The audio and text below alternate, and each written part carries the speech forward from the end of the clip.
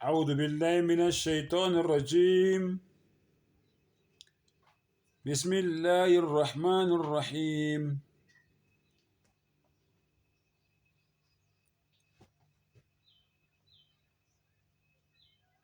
لله ما في السماوات وما في الأرض. Ngicela u-Allah angivikele kusathane ongathandwa. Egameni lika Allah onomusa onesihawu.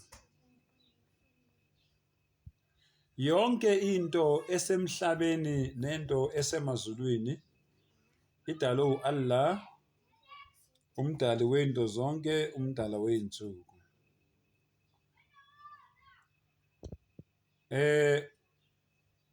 Bafowethu,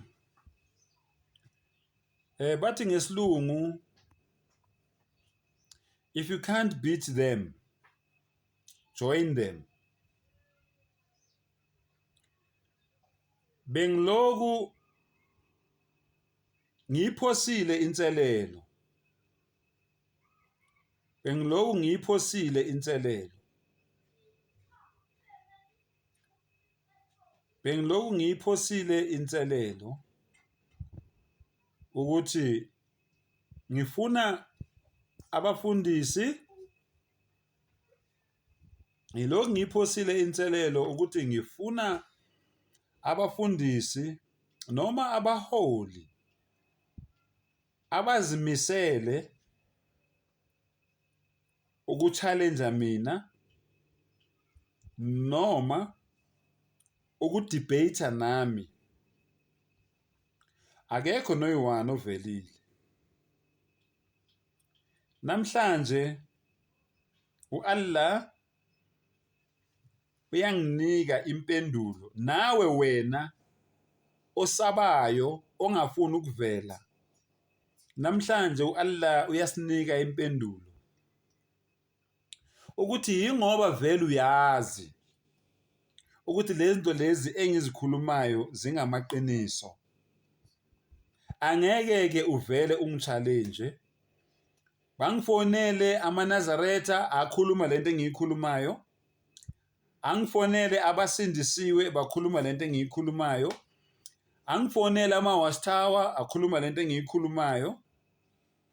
Ngisho nabakhonza amadlozi nabo bavumelana nami ukuthi Shandu siyayibona lento yedlozi ukuthi umsangano, kodwa manje lento lena sikhule ngayo Mbatha, akulula ukuthi siyiyeke, kodwa sesiyayibona yona ukuthi umsangano. Yayibona? So manje bafowethu, ake nginenzele nje example ngento nje elula eyaziwa yiwo wonke umuntu. Mawubuza wonke umuntu wase-Afrika noma wase-South Africa ukuthi i-25 zika December kugujwa luphi usuku noma kugujwa muphi umkhosi, bazokutshela ukuthi ilanga okwazalwa ngalo inkosi uJesu Kristu indodana kaMariya, kwakuyi-25 ika December.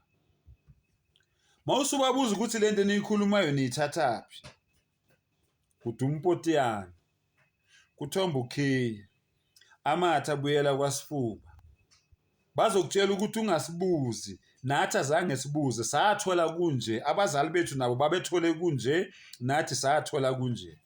Ayikho impendulo. Lalela-ke mfowethu, lalela-ke dadewethu.